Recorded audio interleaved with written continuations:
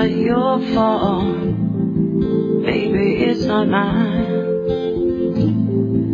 Not a chance we're crossing the same roads all at one time. Even if you say it come at no time to beg out gracefully. One thing I know for sure, there'll be no doubt when you see you are right smack dab in the middle of it. Right smack dab in the middle. We are right smack dab in the middle of it. Right on schedule. The secret truth. Through forgiveness we awaken, transforming information and knowledge into wisdom. And now our co-hosts, Charlotte Littlefield and George Butler. Welcome back to The Secret Truth for the beginning of the second hour. I'm George Butler. Charlotte Littlefield is off tonight. Let me tell you about our final guest for this evening. The name is John Lott. He's the author of More Guns, Less Crime. He has a doctorate in economics from UCLA in 1984. He's virtually written over 90 articles in academic journals. His interests are economics, law, crime, public choice, education, writing. He goes on and on. He's very sharp. He was on Coast to Coast last night. I listened to one of the finest interviews I think George Norrie's ever conducted. And I want to welcome to our program John Lott. Well, thanks for having me on. Okay, I'm sorry there was a mix-up there on the scheduling a little bit, but I think we put out there Central Standard Time. But anyway, no problem. We're very, very honored to have you, John Lott, and we certainly do appreciate your work. And let's start out. How did you get involved in writing this book, More Guns and Less Crime? What was your motivational factors in getting that going several years ago? Right. Well, I was teaching at the Wharton School of Business, and I was teaching a class on crime. And before that, I had been chief economist at the U.S. Sentencing Commission, and I taught a lot of classes on crime and written economics papers on crime and law enforcement. And some students asked me if I could give a brief discussion on gun control, and I figured, well, why not? But to do that, it kind of forced me to go through the literature. I hadn't really been very interested in the literature on guns up to that point. And I'd seen some of it, but I hadn't systematically gone through it. I guess I'd always assumed that there were better papers someplace else. And I was just pretty shocked by how poorly done the existing research was.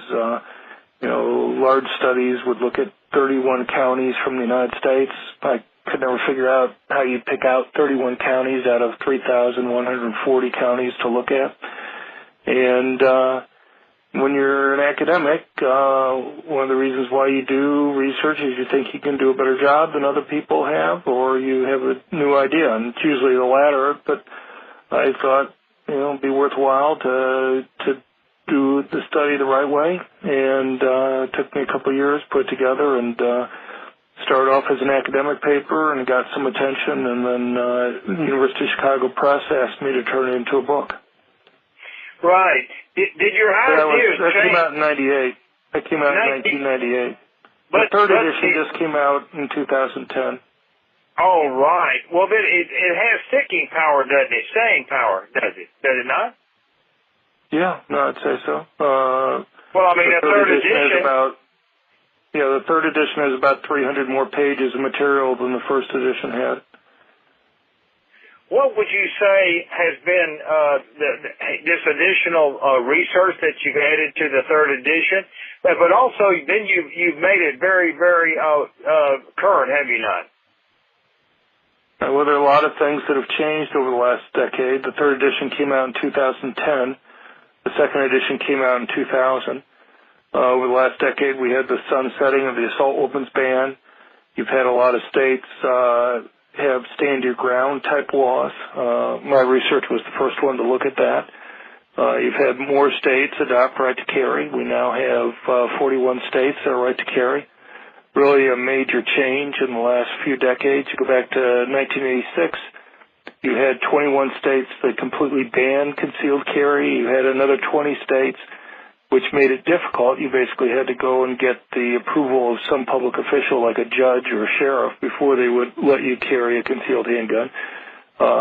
With the appeals court decision last week for Illinois, Illinois had been the last state that had banned people being able to carry concealed handguns completely. And the judges said that that was unconstitutional. And so now there'll be 42 states that are right to carry and only 8 which require that you have to go and get some type of public official's approval. But all the states have some process for people to be able to carry concealed handguns. So that's a pretty major change since 1986.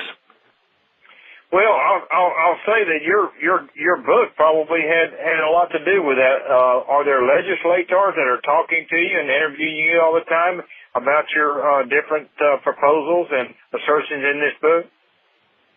Well, I've talked to a number of people. I've testified before state legislators many times. Who knows how much impact research has versus other experiences. I mean, surely the fact that permit holders have tended to be extremely law-abiding matters. The most recent data that I've seen for Florida, for example, which is fairly typical, but it has unusually good data on its website. Between October 1st, 1987 and the end of June this year, Florida had issued permits to over 2.3 million people. The average person had had their permits for about 13 years. And yet with millions of people having permits and all those years that they had them for, only 168 had their permits revoked for any type of firearms-related violation.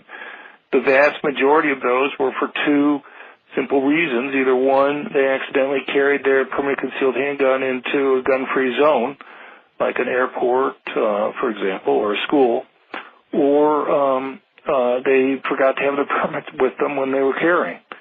And both of those are considered firearms-related violations, and they lose their permits for that. So but 168 out of 2.3 million is only is 7/1,000ths of 1 percentage point. It's 0.007%.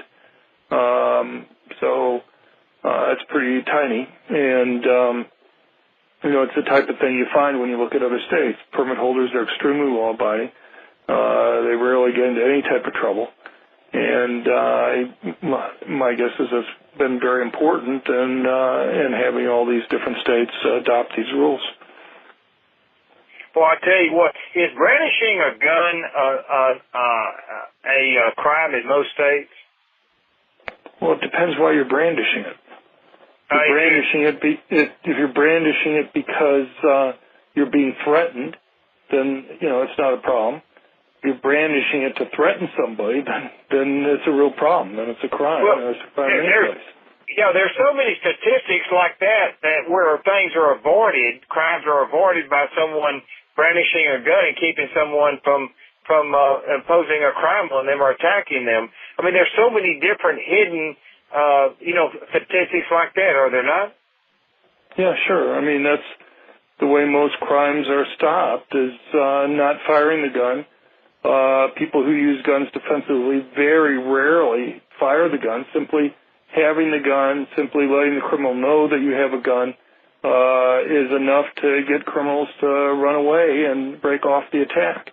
They know the cost of getting involved against somebody who might be able to defend themselves. And I think you're exactly right. Those are important statistics. And now, the news media doesn't cover those types of cases, even though you may have 95% or so of the time simply brandishing guns sufficient to cause a criminal break off an attack. That's not really newsworthy. The two defensive gun uses that get covered are going to be cases when the criminal's been killed. Right. Okay, we're going to take a break real quick here, and we'll be back in 3 minutes. Thank you for being with us this evening, John Lott.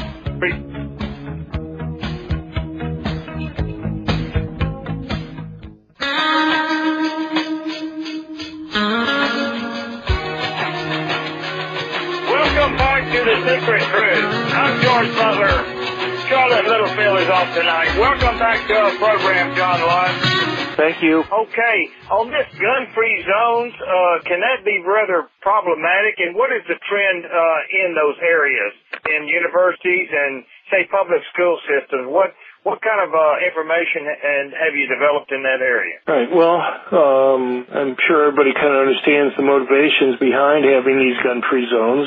The idea is if you simply ban guns from an area, you'll make them safer. The problem is, and this is true for gun control laws generally, is who obeys the laws. And if it turns out that the law-abiding good citizens who don't have guns there, but the criminals do, then you can unintentionally make things a lot worse. You know, I suppose the simplest way to think about this is that if somebody was seriously threatening you or your family, was stalking you, would you feel safer putting a sign in front of your home that said this home was a gun-free zone? My guess is nobody would do that. And the reason is pretty obvious. You don't want to go and tell a criminal who's stalking you, if he's really stalking you, that there's no weapon inside the home in order to try to protect yourself. Well, what that does is that actually serves as an invitation for him to come and go and get you. And, we see this all the time. All these multiple victim public shootings are occurring where guns are banned. You look at something like the Aurora movie theater shooting this summer. There were 7 movie theaters within a 20-minute drive of the killer's apartment that were showing the new Batman movie that was being released. The killer didn't go to the movie theater that was closest to his home. He didn't go to the largest one. He went to the only movie theater that banned permit holders from being able to carry their handguns into the movie theater. And you see that, the Sikh temple, the Portland Mall shooting that just occurred earlier this week, the shooting on Friday. In fact, if you look at all the multiple victim public shootings since at least 1950, with only one exception, all those multiple victim public shootings where more than 3 people have been killed have all taken place where guns are banned. You name a shooting, and it's going to take place where guns are banned. And so, I understand the motivation to try to make things safe, but what's happened is that rather than making those safe areas, they serve as magnets for the criminals to go. That's where they want to do their attack. They want to do their attack where they know that their victims aren't going to be able to defend themselves. And, you look at things, even the Columbine shooting back in '98, you had a situation where the Dylan Klebold in particular, but both of the killers there, were strongly opposed to the concealed carry law. It's my understanding that at least Klebold was writing to state legislators asking that they not vote in favor of the law. And what few people seem to realize is that the final vote for the state legislature to pass the concealed handgun law there was scheduled the very day that the Columbine attack occurred. And what apparently had upset Klebold the most was that concealed carry law would have allowed people to carry permanent concealed handguns on high school property, on school property. So, you just see this time after time. There are only usually very small areas in states which are banned, which are posted for you not being able to carry concealed handguns. And yet those are the places where all these attacks are occurring. If it was random, then only a very small percentage of the attacks would be taking place in these gun-free zones, but that's not the case. You said something earlier in one of your writings there that you've suffered over the years in taking this stand and writing this book, have you not?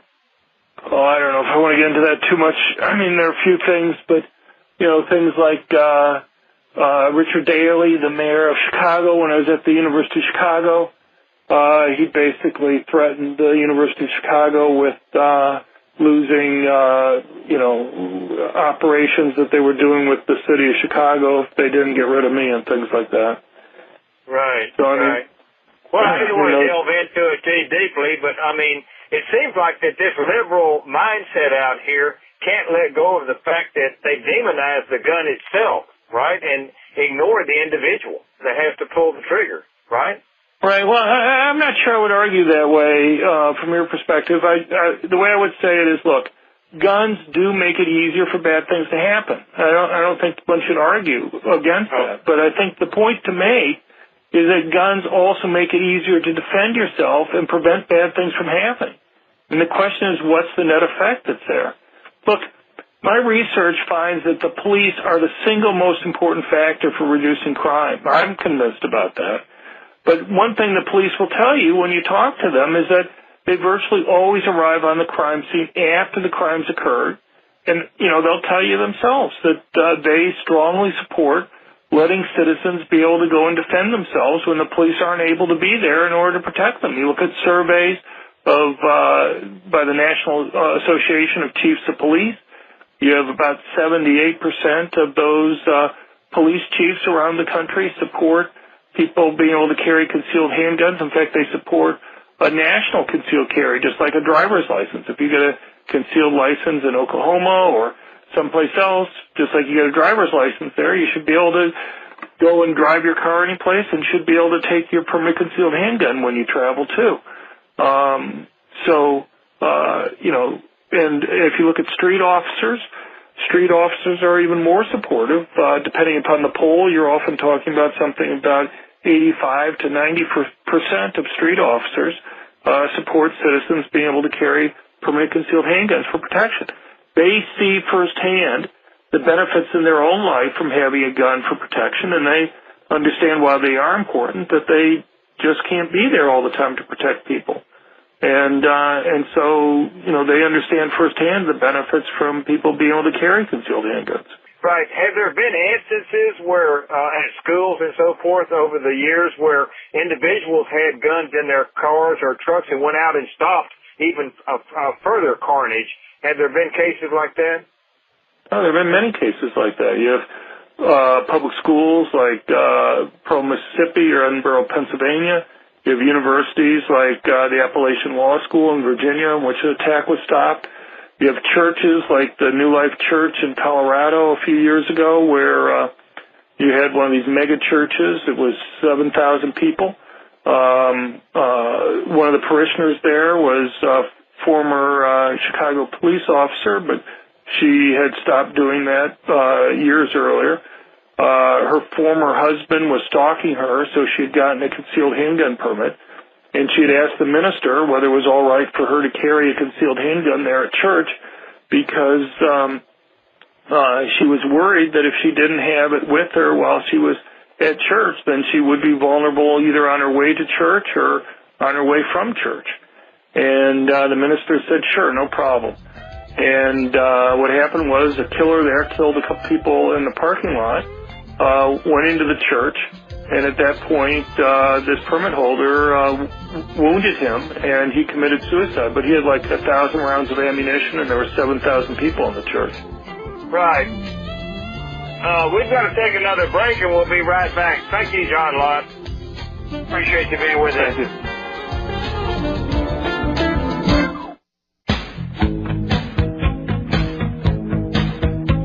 Welcome back to the Secret Food. I'm George Butler. Charlotte Littlefield is off tonight. Welcome back to our program, John Lott. Well, thank you. Well, I tell you what, John, you really, done your research on this, and you really have a lot of details and facts at your fingertips. What is the concept and ideas right now on common law right to carry as far as in your vehicle or on your person? Is there any common law rights throughout the country in the 50 states? Well, it's pretty much determined by statute. And it varies a lot from state to state. There's some states that you don't need to have a permit to carry in your car. There are other states that do require that you have a permit. So it's just, it varies a lot, and it's just incumbent upon you to kind of know what the rules are. Right. As far as your studies go from when you first started writing your book, was it 1998? Is that when it was first published, the first edition? That's correct. Okay, now you're in your third edition.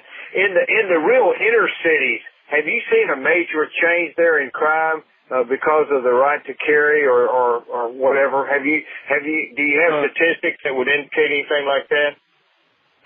Right. Well, in fact, there are two groups of people who benefit the most from being able to carry. One group are people who are relatively weak physically, women, the elderly. But the second group of people refers to the area that you're talking about, and that is people who are most likely to be victims of violent crime benefit the most from having the option to be able to protect themselves.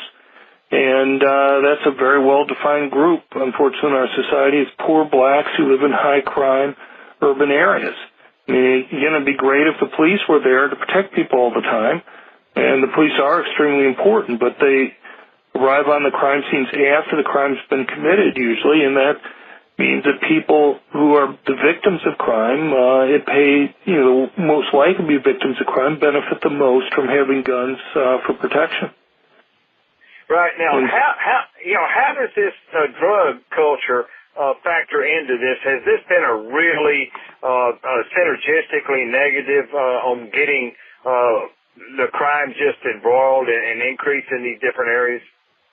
Yeah, well, if you look across the United States, about 80% of the counties in any given year have zero murders.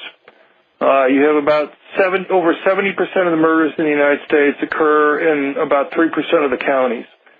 And if you ever live in a major city, whether it be New York or Los Angeles or Chicago or Washington, D.C., often the major newspapers in those areas will go and once a year or so have a map of how murders are distributed in those cities. And they're not all over the place. Even in those places, they're very heavily concentrated in very small areas within those cities.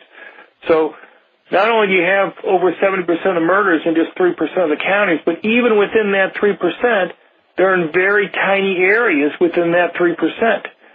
And a lot of that is drug gang, either directly or indirectly related.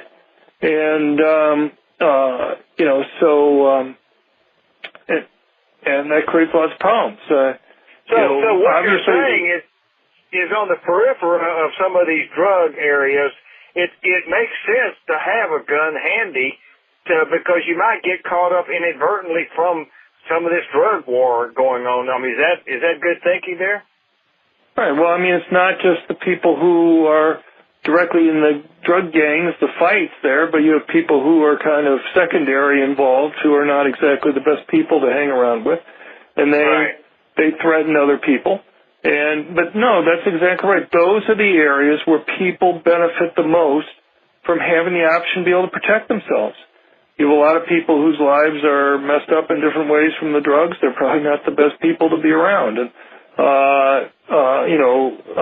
you have crime for many different reasons in those areas, and those are the people who benefit from protection. One of the things to point out, though, is just as it's very hard to stop illegal drugs from coming into the country, I mean, these drug gangs, it's very hard to stop them getting their drugs. It's also very hard to stop them from getting the weapons that they use to protect their drugs. I mean, here they have something extremely valuable.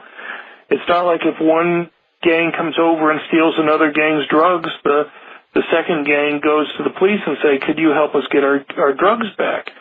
They have to go and have their weapons there in order to stop the drugs from being stolen to begin with or to take them back. They set up their own little armies. And just as they can smuggle in the drugs, they can smuggle in the weapons that they use to protect those drugs.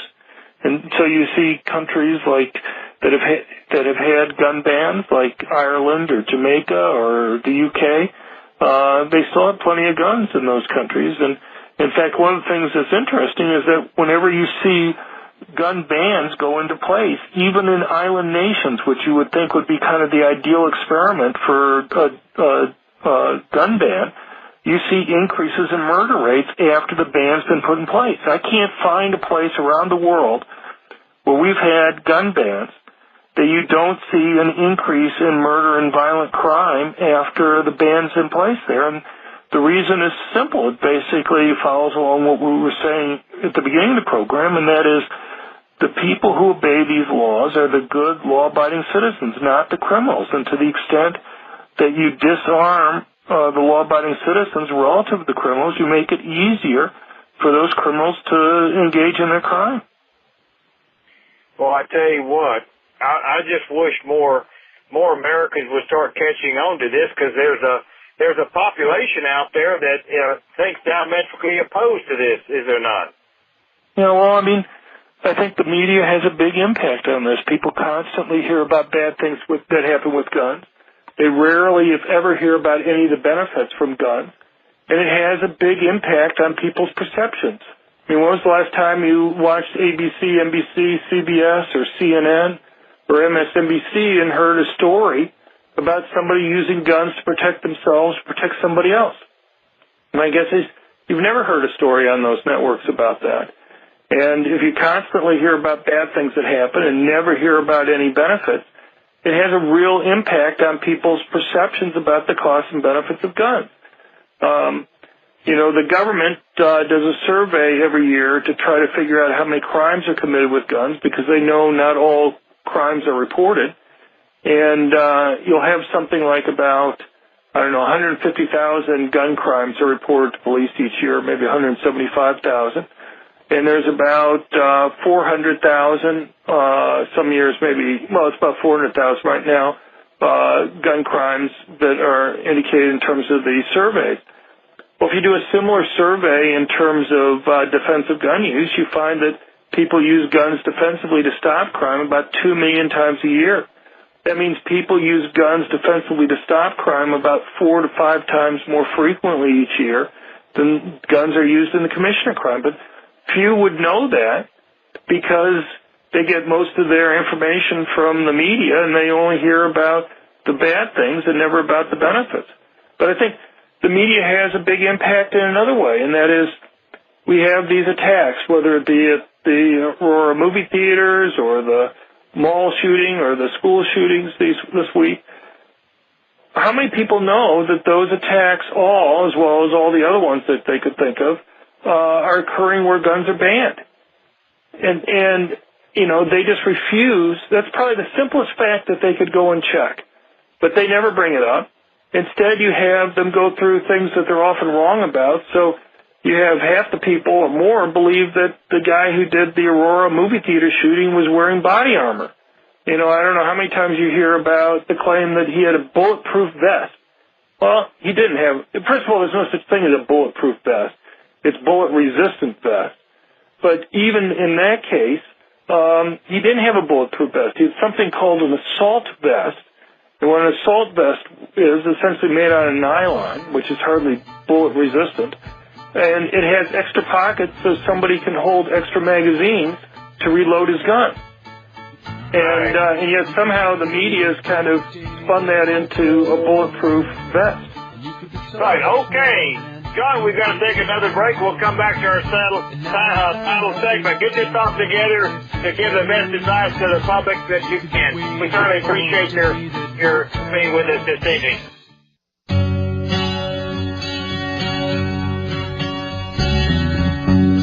Welcome back to The Secret Truth. I'm George Butler. Charlotte Littlefield is off tonight. Welcome back to our program, John Lott. Thank you. Yeah, this last segment, I'm going to give you the floor, and you can tell us what I missed in asking you, or what other very important points that you feel like that we should bring out during this last segment. So you got the floor. Well, if you want to talk about these mass public shootings, one of the things that's clear when you read the diaries or other documents that these people leave behind or listen to the videotapes is that they're intent on committing suicide. And indeed, 75% of the people who engage in these types of attacks die at the scene. And the other 25%, it's pretty clear that they intended on committing suicide but just couldn't bring themselves to actually kill themselves at the end there. And but what they want to do is they want to kill themselves in a way that's going to go and get attention for them. And it's really chilling to go and read what they've written, because they're often very explicit that they realize that they can go and get more. The more people they kill, the more publicity that they can get. And so, the issue basically is how do you take away that gain that they view in their warped mind that they get from doing these crimes. And there are a couple things to point out. One is they thrive on the attention. They are doing this. They're trying to kill as many people because they believe that's the way they can get more attention. So to the extent to which, and I'm not saying this is something that's going to change, but to the extent to which the media, gives attention to these guys, they are encouraged to do this. If the media tomorrow stopped publishing their names, that would probably reduce to a good extent the rate at which these attacks occur. The second thing is that one of the reasons why they pick these gun-free zones to engage in these crimes is because they know a pretty simple truth, and that is things that I've found in my research, and that is the longer the amount of time it takes for somebody with a gun to arrive on the scene to stop them, the more carnage that you're going to have. And the faster you can get a gun there, the sooner you can stop it. And police, 8-minute response time is phenomenal. 5 minutes is unheard of. And yet in 5 minutes or 8 minutes or 10, you can have a world of hurt that's going to be caused in that situation. And so one thing that's proven to be very successful in the cases that we've talked about is to let people have the option to be able to go and defend themselves.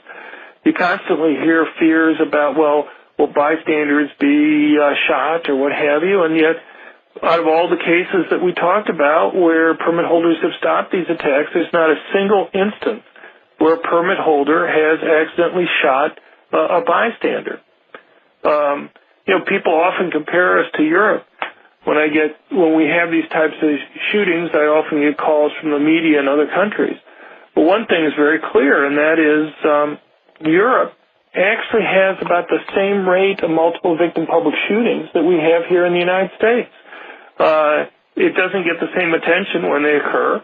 And also, I think because you have so many different countries, people don't kind of add them up, but you have to put it on a per capita rate. You just can't compare Norway or Germany to the United States. And when you add them up across all the countries and put it on a per capita rate, they're very similar rates between the United States and Europe. I mean, not only did you have the Norway attack last year in which 69 people were shot to death, and another 110 were wounded as a result of the shooting, ignoring the deaths from the bombing that he had. But 2 years ago, you had 12 people killed in Britain by a taxi cab driver. You had attacks in Finland at both a mall and a university 2 years ago. You've had France has had numerous attacks over the last few years. Germany, if you look at Germany, Germany has had 2 of the 4 worst public school shootings. And, my guess is most Americans wouldn't have a clue about that, yet Germany has extremely restrictive gun control laws. It takes more than a year to go and get a long gun permit. You have to undergo 2 psychological screening tests. But, the problem is that when somebody plans one of these attacks for many months in advance, it's very hard to stop them. And for somebody who wants to die in these attacks, if you combine somebody who wants to die, who's willing to die, and is willing to put the time into making these attacks go, it's very difficult to stop people in those situations. One of the comparisons that you often see made is people will say, well, look at murder rates in the United States and compare them to Britain or to Germany, and our murder rate is significantly higher. And they say, well, we have more guns, and so guns cause the higher murder rate.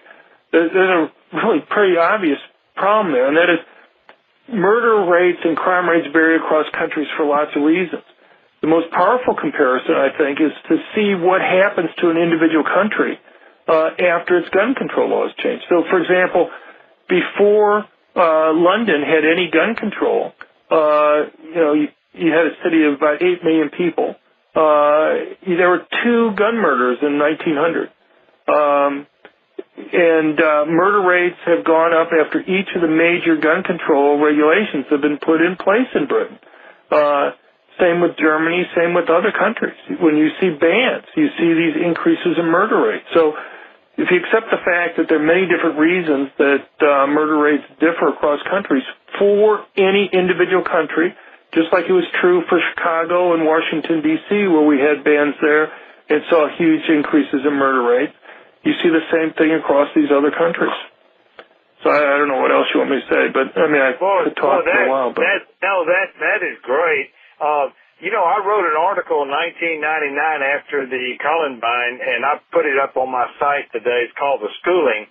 And one of the ideas that I put forward in there is that why don't we take just say the public schools and start giving them gun safety classes within those public schools, and then get the teachers familiar with how to handle weapons, and let's get principals and some of the key personnel and arm them.